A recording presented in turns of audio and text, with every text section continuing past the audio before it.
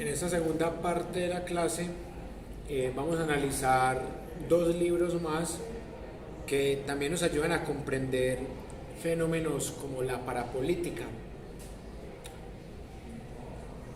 En la tercera temporada de Matarife capítulo 1 se habla del escándalo de los bonos Carrasquilla, que fue bastante cuestionable porque el ministro Carrasquilla literalmente se le robó el agua a cientos de municipios,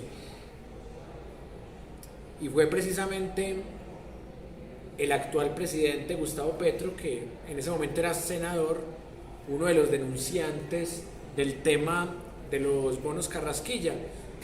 En la clase pasada también habíamos hablado de las denuncias que hizo Petro respecto a la Operación Orión, a los falsos positivos, a la parapolítica, al carrusel de la contratación, a la farmapolítica y a las chuzadas del DAS. Y hoy quiero que analicemos un capítulo de la autobiografía de Petro que tiene que ver con este tema de la parapolítica también. Y ese capítulo me atrevería a decir que es el más polémico de esta autobiografía de Petro, que se llama Un presidente paramilitar. Y de ese capítulo voy a compartirles un párrafo que también me parece interesante para compararlo con las otras fuentes que hemos visto, entre ellas la misma autobiografía de Álvaro Uribe Vélez. Esto es lo que dice Gustavo Petro en su autobiografía de Uribe, aunque esto no parece realmente una autobiografía en esta parte del libro, parece más bien como un ensayo de política. Dice lo siguiente en la página 248: cuando su padre murió en 1983, Álvaro Uribe era un hombre joven al que muchos describían como un yuppie. Tenía una figura delgada, gestos finos y perfil afilado. En Antioquia era muy conocido y todos sabían que era un terrateniente amigo del cartel de Medellín. El patriarca del clan Ochoa siempre dijo que él era una buena opción presidencial. Para ellos, Uribe era la figura política del futuro. Los narcotraficantes le abrieron camino y lo apoyaron, no solo en la aeronáutica civil, donde legalizó la mayor parte de las pistas aéreas que utilizó la mafia entre 1980 y 1982, sino como senador y gobernador de Antioquia. En 1994, cuando Uribe terminaba su segundo periodo como senador, los grupos paramilitares lograron un despliegue aún mayor con la creación de las Convivir, un instrumento que amparó de forma legal a las autodefensas. Uribe no redactó como tal el decreto que las legitimó, pero fue el gobernador que más lo aplicó en todo el país, ante el aplauso efusivo de casi toda la oligarquía. En una carta, Enrique Peñalosa alabó el surgimiento de las Convivir, para no hablar de la elación que sintió la extrema derecha. El paso de Uribe por la gobernación de Antioquia entre 1995 y 1997 fue en ese sentido decisivo para el paramilitarismo. Uribe se convirtió en el gobernador de los terratenientes antioqueños, de los grupos de limpieza social y de los comerciantes, que en diversos municipios del departamento habían desatado una serie de masacres, asesinatos selectivos y control territorial. Las Convivir eran en esencia, grupos armados pensados para combatir o defenderse de la guerrilla, pero cuyos líderes eran narcotraficantes. Entre ellos estaban Salvatore Mancuso, los terratenientes Botero, Emil C. López, alias La Gata, y su familia, los Villegas Uribe, y la misma familia de Álvaro Uribe Vélez. Todos los grupos de limpieza social que se habían fundado previamente al ascenso de Uribe a la gobernación se transformaron en varias Convivir para gozar de los beneficios que les otorgaba esa máscara legal.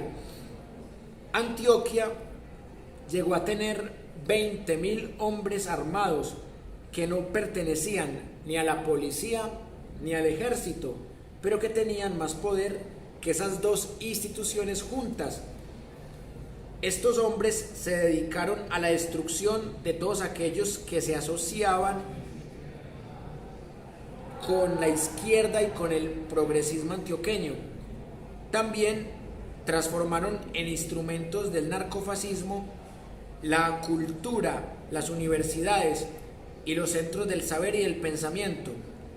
El máximo auspiciador de las Convivir fue el gobernador Uribe. No es casualidad que en su gobierno haya coincidido con la máxima expresión del paramilitarismo y el control de rutas de exportación de cocaína. En estos párrafos, Gustavo Petro hace un resumen de lo que es el expediente de Uribe entre 1980, aunque él empieza en el 83, pero también menciona de la aeronáutica, y 1995-97, que es cuando Uribe abiertamente apoya las Convivir. Y ya luego, cuando se destapa el escándalo en el Congreso, por allá en el 2006-2007, ya Uribe se defiende diciendo que él no sabía que casi todas las Convivir se volvieron paramilitares. O sea, que él sí le había apoyado a las Convivir, pero porque él creía que era ciudadanía, que él no sabía que eran paramilitares. Pero fue el congresista Gustavo Petro el que hizo un debate de casi 3 horas seguidas, demostrando los vínculos entre Uribe, la familia de Uribe, los amigos de Uribe, con paramilitares y las Convivir. Y acá claramente se junta este escándalo de la gobernación de Antioquia, de las masacres del Aro y la Granja, con otro escándalo que también denuncia en este libro León Valencia y Ariel Ávila Martínez, el libro que se llama Herederos del Mal, Clanes, Mafias y Mermelada, Congreso 2014-2018, que en este libro Valencia y Ávila denuncian los 54 clanes que han gobernado a Colombia. Y también quiero leerles un párrafo que acá comenta León Valencia y Ariel Ávila. Dice: el año 2007 marcó el punto de partida para que la opinión pública del país empezara a apropiarse del término parapolítica. El fenómeno conocido como la parapolítica hace referencia a las relaciones que se establecieron entre la clase política, mayoritariamente local y regional, con grupos paramilitares, cuyo objetivo fue y es capturar la representación política y las funciones públicas por medio del posicionamiento de agentes políticos y funcionarios públicos en instituciones nacionales, locales y regionales. La consecuencia, además de la cooptación del Estado por parte de agentes criminales, fue también la aniquilación de opositores, al igual que de organizaciones sociales.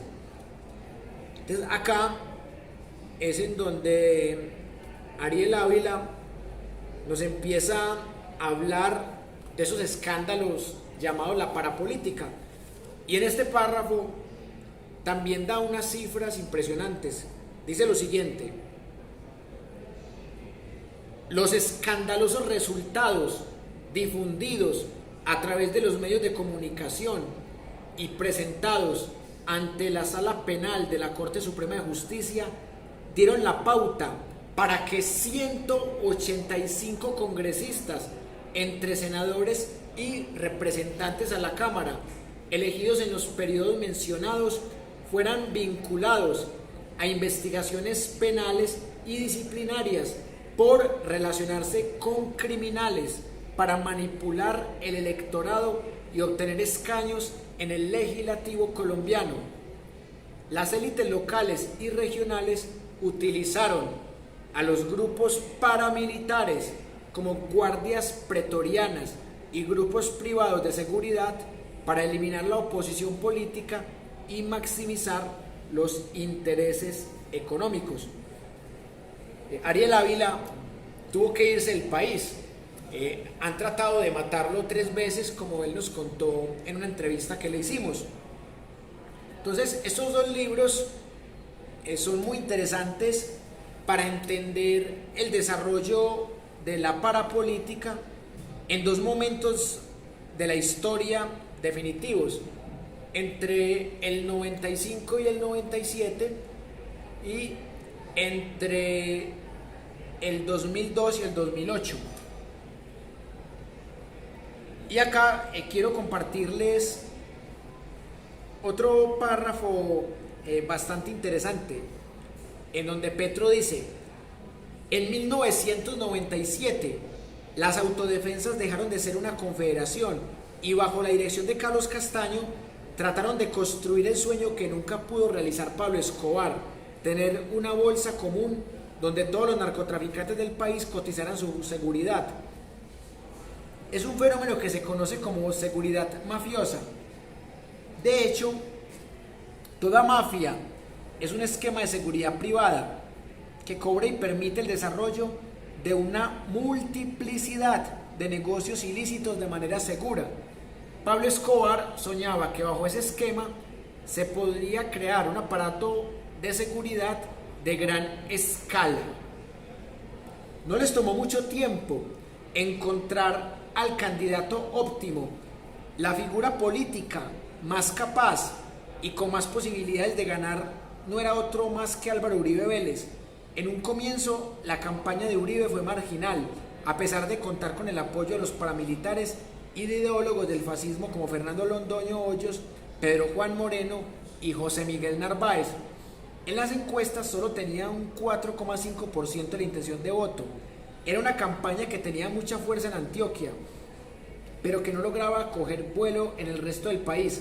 Sin embargo, la ruptura del proceso de paz entre las FARC y el gobierno de Andrés Pastrana cambió las reglas del juego.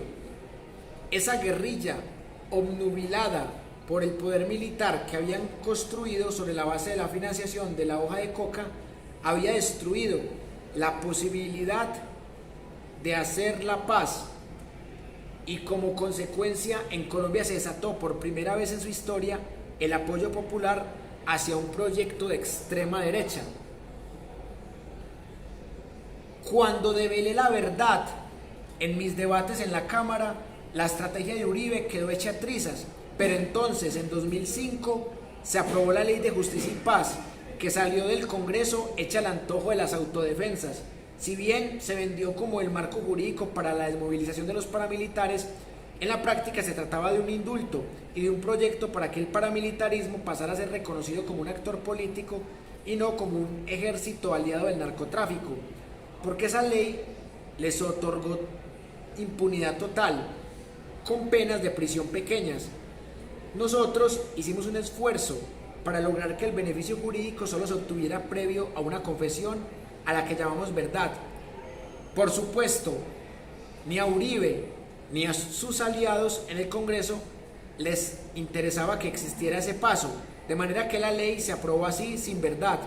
Las autodefensas iban a poder entrar a la legalidad sin ningún costo, con sus tierras concentradas, con el poder político en sus manos, con enormes cantidades de dinero y con una influencia total en el gobierno nacional. Eso cambió cuando la Corte Suprema de Justicia haciendo eco de mis debates, empezó a meter presos a los aliados parlamentarios del paramilitarismo. Todos los que yo había denunciado terminaron en la cárcel y algunos más, pues la Corte logró extender las investigaciones. La Corte Constitucional tampoco permitió que la Ley de Justicia y Paz se convirtiera en un proceso de impunidad. Acogió la tesis de que nosotros habíamos planteado en el Congreso e impuso la verdad como condición para otorgarles a los paramilitares el beneficio jurídico. En ese momento estalló la crisis del proyecto de Uribe, que explica su arremetida contra el máximo Tribunal de Justicia, tanto penal como constitucional. La actividad de seguimiento a magistrados, periodistas y líderes de la oposición en el Congreso realizada por el DAS evidenciaba el colapso del proyecto político entre Uribe y las autodefensas, y entonces ese barco se terminó de hundir de la manera más uribista posible. A los paramilitares, aliados del presidente, los sacaron de la cárcel en la mitad de la noche, los pusieron en un avión y los extraditaron a los Estados Unidos. Con ese país existía un acuerdo que garantizaba que ellos solo iban a ser juzgados en procesos por narcotráfico y no por su delito fundamental, que era el crimen contra la humanidad en Colombia. Uribe logró solucionar esta crisis traicionando a sus amigos. Él nunca nos perdonó nuestro papel estratégico en la destrucción del proyecto paramilitar. Bueno, miren que comparando esto con lo que dice la biografía de Álvaro Uribe Vélez, que también toca el tema del paramilitarismo, de la Ley de Justicia y Paz, Uribe saca pecho en este libro y dice que él desmanteló el paramilitarismo y que casi que derrota a la guerrilla de las FARC. En cambio, Gustavo Petro, en su autobiografía, en el capítulo que se llama Un presidente paramilitar, dice que realmente Uribe no desmanteló el paramilitarismo, sino que él lo que hizo fue prometerles impunidad, y que él, al darse cuenta que estos paramilitares lo podían joder, que los extraditó y los traicionó, y estos ya luego lo denunciaron, pero ya era demasiado tarde. O sea que realmente Uribe no los desmanteló, simplemente a uno les dio impunidad y a los cabecillas los extraditó. Entonces ahí están las dos versiones de la historia. Y acá, con el señor Ariel Ávila, tenemos otra versión muy diferente, que sería una lectura desde otra orilla, lo que se ha llamado el centro político. Entonces acá también quiero mostrarles cuáles han sido los senadores que fueron condenados por el delito de parapolítica en Colombia. Aquí Ariel Ávila hace un inventario muy interesante. Por ejemplo, los senadores condenados por parapolítica: un señor del departamento del Magdalena, del partido Movimiento Colombia Viva, que en esa época era uribista entre el 2002 y 2006, Diep Nicolás Malov Kius. Otro que fue también condenado por parapolítica, Miguel Alfonso de la Espriella Burgos, otro que fue congresista de 2002 a 2006, de otro movimiento uribista, Colombia Democrática, Mauricio Pimiento Barrera, del Partido de Unidad Nacional, o más conocido como Partido de la U, que en esa época era el partido de Álvaro Uribe Vélez, que luego se volvió el Partido de Santos, y que en este momento es un partido del pacto histórico, así que es un partido que es camaleónico. Luis Eduardo Vives Lacotur, bueno, fue uno de los campesinos estrato 1, 2 y 3, beneficiado con el programa Agroingreso Robo Seguro. ¿Se acuerdan que en la clase pasada hablamos de Lacotur, de todo el clan Vives Lacotur? Y que también hablamos de los Dávila, los Villamizar y los Holguín. Es un parapolítico del Magdalena, que fue consecutivamente senador de 2002 a 2006, de 2006 a 2010. O sea, este señor no solamente fue beneficiado por agroingresos robo seguro, sino que fue condenado por parapolítica. Parecido a Mario Uribe, el primo de Álvaro Uribe, que también fue condenado por parapolítica. Carlos Arturo Clavijo, del movimiento Convergencia Popular Cívica, también, aparte de parapolítica, fue condenado por concierto para delinquir. Juan Manuel López Cabrales, también del departamento de Córdoba, de los políticos tradicionales, y este señor del Partido Liberal también fue condenado por parapolítica. Reginaldo Montes, de Córdoba, del Partido Cambio Radical, otro partido uribista de la época, condenado por parapolítica. Ricardo El Chacón, este señor también fue senador del Partido Colombia Democrática, condenado por parapolítica. Vicente Blel, del clan de los Blel, este señor también del movimiento Colombia Viva, otro movimiento uribista, fue condenado. Álvaro García Romero, este de Sucre, del movimiento Colombia Democrática también. Álvaro Araujo Castro, este señor de Alas Equipo Colombia, también condenado por parapolítica. Jorge Castro Pacheco, del movimiento Colombia Viva, igualmente. Humberto Willes Correa, condenado a 90 meses de prisión. Este señor tuvo nexos con grupos paramilitares en el Urabá. Rubén Darío Quintero Villada, otro que también fue senador del partido uribista Cambio Radical. Antonio Valencia Duque, otro que es del Alas Equipo Colombia, otro partido uribista, condenado por parapolítica.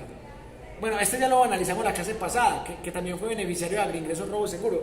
Mario Uribe Escobar, el primo de Álvaro Uribe Vélez.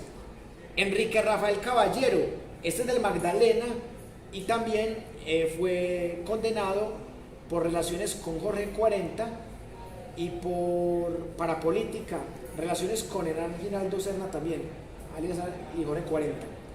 Bueno, Ciro Ramírez Pinzón, del Partido Conservador, un partido también uribista, condenado por parapolítica. Luis Humberto Gómez Gallo, este fue incluso presidente del Congreso de la República, del departamento del Tolima, del Partido Conservador, también condenado.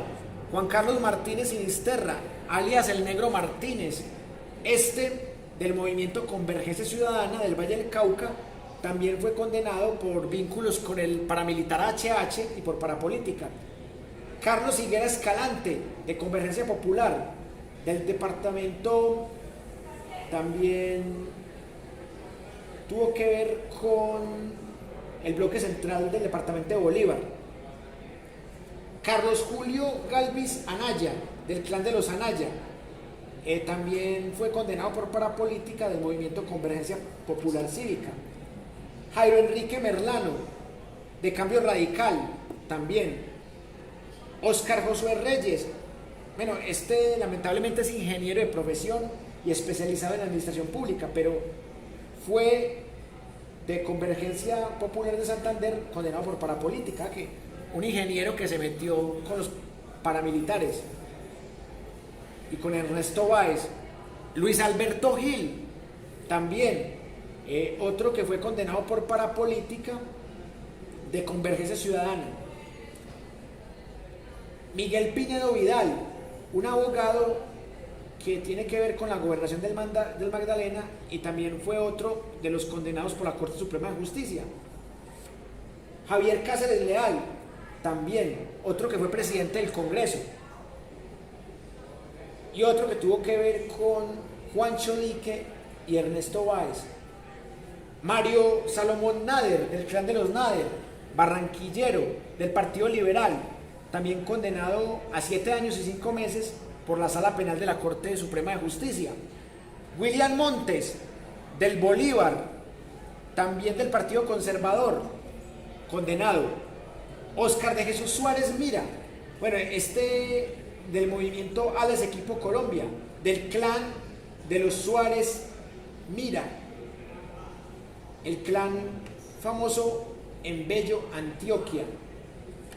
Fuac Emilio Rapac, este también fue condenado por el partido de la U en parapolítica. Bueno, y acá hay una lista también de todos los representantes a la Cámara condenados por parapolítica hasta el 2014, porque luego han condenado más.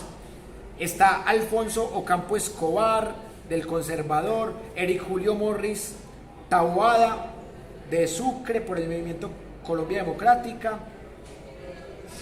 Muriel de Jesús Benito Rebollo, también sucreño, del Partido Conservador, Rocío Arias, que es una periodista que es del departamento de Antioquia y fue condenada también por vínculos con paramilitares, Eleonora María Pineda, de Tierra Alta, Córdoba, del movimiento Inclusión y Oportunidad también, Carely Patricia Lara Benz, del Magdalena, también condenada, Gonzalo García Angarita, del Partido Conservador, Dixon Ferneita Pasco Triviño, otro que también fue condenado a 7 años y 6 meses, otro que tuvo que ver con Ernesto Báez, Fabio Arango Torres, un diputado y representante del Baupés, Odín Sánchez Monte de Oca, este fue del Chocó, del partido de la U, Edgar Ulises Torres, abogado y educador del Chocó,